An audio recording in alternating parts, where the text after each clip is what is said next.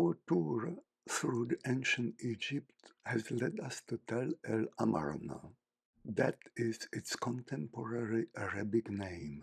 When Pharaoh Akhenaten founded it, he named it Akhetaten, which means Aten's horizon. The population of Akhetaten was several tens of thousands. It was always paying off to be closer to the king. In the early days when Pharaoh used the name Amenhotep as his Horus name, altogether he had 5 names, he was staying in Luxor. It is its name today. In the Hellenistic era, it was called Thebes. When Amenhotep lived there, it was named Waset. In my edition in Mika Waltari's book Egyptian, it was called Veset.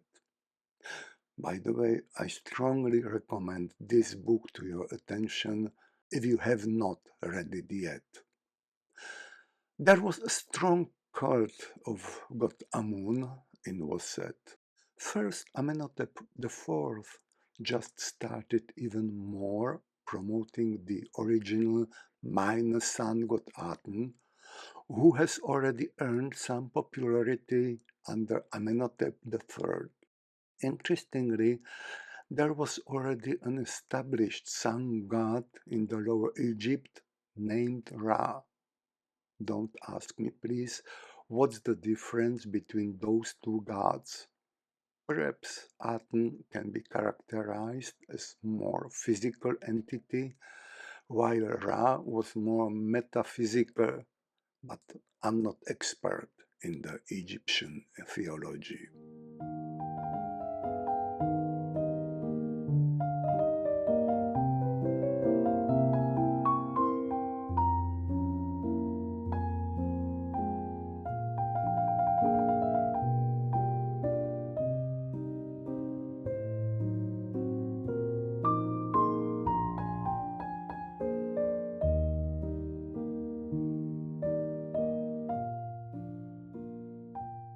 What is important is that Amenhotep IV, after 4 or so years of his regency, called Aten the only god. It had several consequences. The popular god Amun was not a god anymore, and his temples and priests were not supported by Pharaoh either economically or morally. When Aten was the only god, then the pharaoh could not have been also a god, and so he was just a mediator only between the god and other mortals. Amenhotep IV also changed his name to Akhenaten, founded a new capital Akhetaten, and moved there. Was it because his new status, when he was not a deity anymore, made him more vulnerable and he didn't feel safe in Waset? Possibly. But we should not forget that Pharaoh could have been murdered even as a god, as it probably happened to Sekenenre and without doubt to Ramses III, even with the status of deity.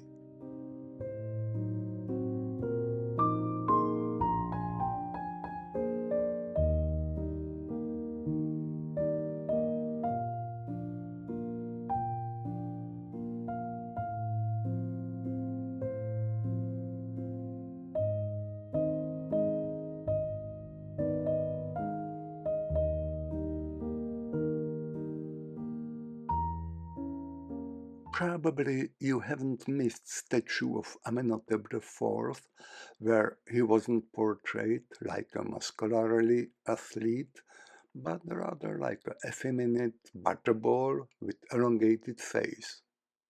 Many medical experts concluded Amenhotep suffered from an illness, and so they tried to diagnose it.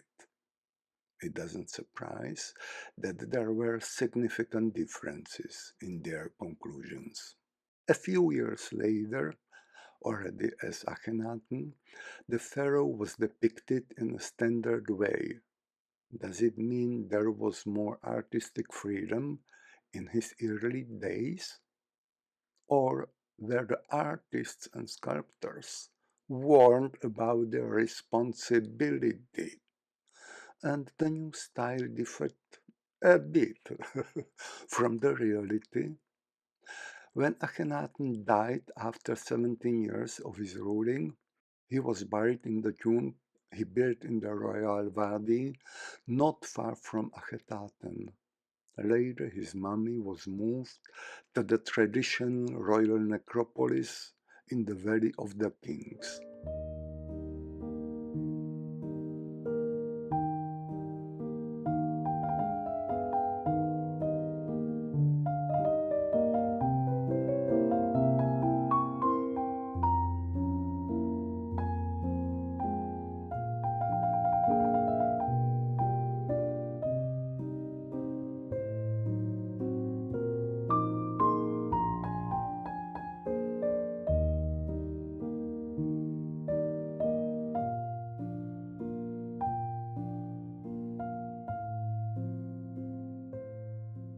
His later years and what followed after his death are still subject of speculations and sometimes of hot disputes.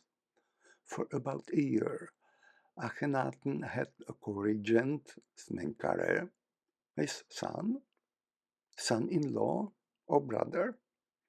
Well, some researchers claim Smenkhare survived Akhenaten and ruled for a while as a single king.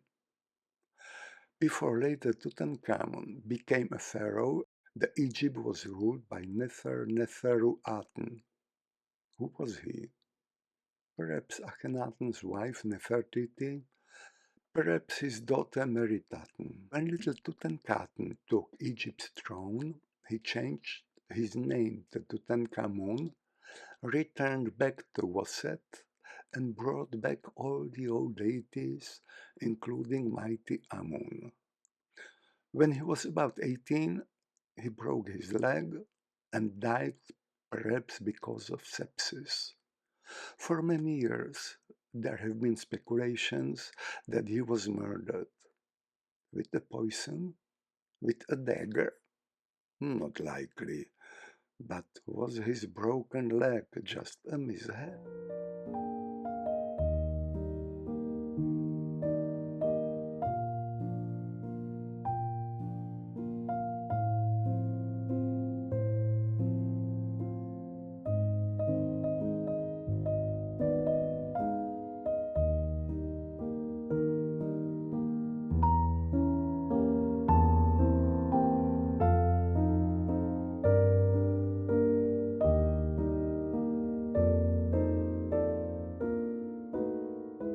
After Tutankhamun, Vizier I ruled shortly, followed by General Horemheb. Horemheb claimed he became a pharaoh immediately after the death of Akhenaten's father Amenhotep III and removed Akhenaten's name wherever he could find it. Akhetaten was eventually abandoned and used as an easy source of material for building elsewhere. Neither Pharaoh Seti I included Akhenaten in his official list of pharaohs. However, it wasn't possible to destroy all the physical traces of the existence of the perhaps heretic, perhaps harmful, perhaps unlucky, perhaps unhappy pharaoh. And that is why we had to visit this place.